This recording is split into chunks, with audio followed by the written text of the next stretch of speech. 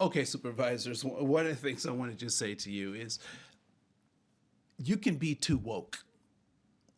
You can be too woke, right? So I had a situation where someone came to me and they wanted me to help them solve a problem. And the problem was that they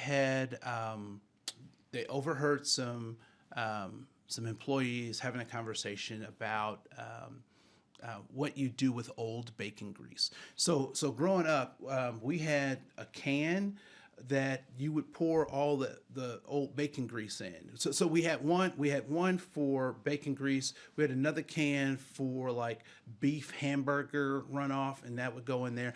I'm not exactly sure what we were supposed to do with that, but we kept it. And I would also imagine it was pretty rancid, but I don't know why we kept it. We kept it because it was always kept. I don't know. I don't know what we're supposed to do with that, right?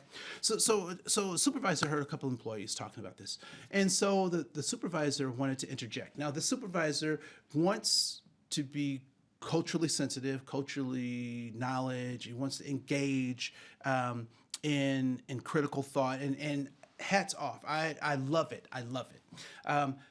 So the supervisor engages the employees in a conversation and says, you might want to not talk about bacon, bacon drippings or whatnot, or bacon grease or whatever.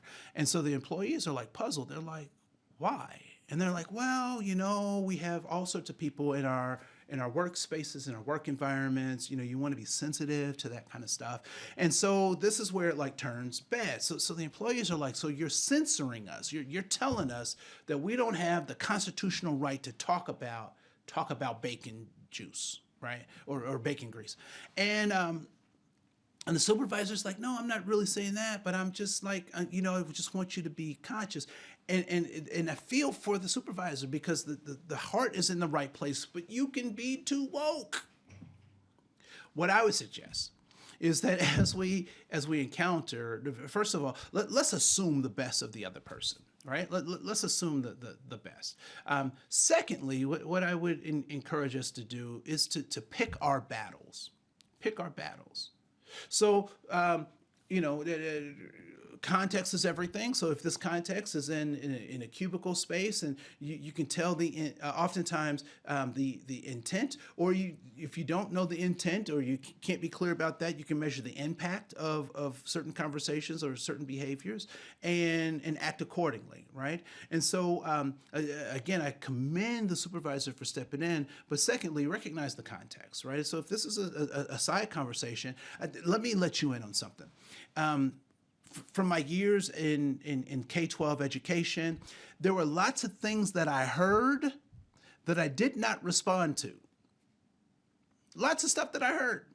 I took in as information and said, you know what, I'm going to use this later. I'm going to use this to look for other teachable moments, right? And so I would encourage supervisors to do the same thing. So make mention of things. Thirdly, I have a rule of thumb that I operate from in my life, and that's the rule that the first time I hear something, right? So I don't necessarily respond to instances.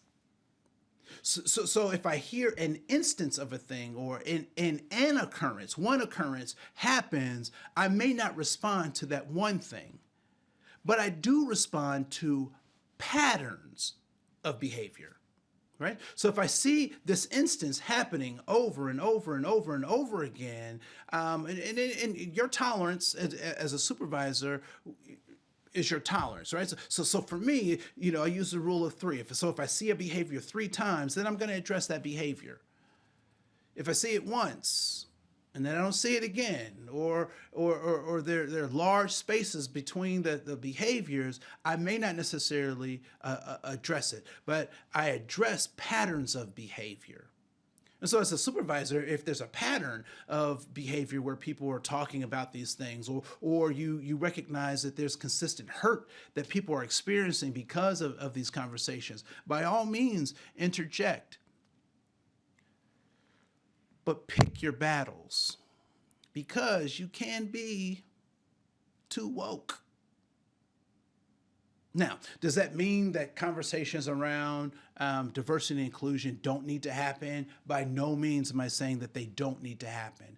I'm just suggesting that you look at the context. You have some purpose driven conversations, that you have goal directed interventions that cause things to become better rather than worse. So pick your battles, because you can't be too woke.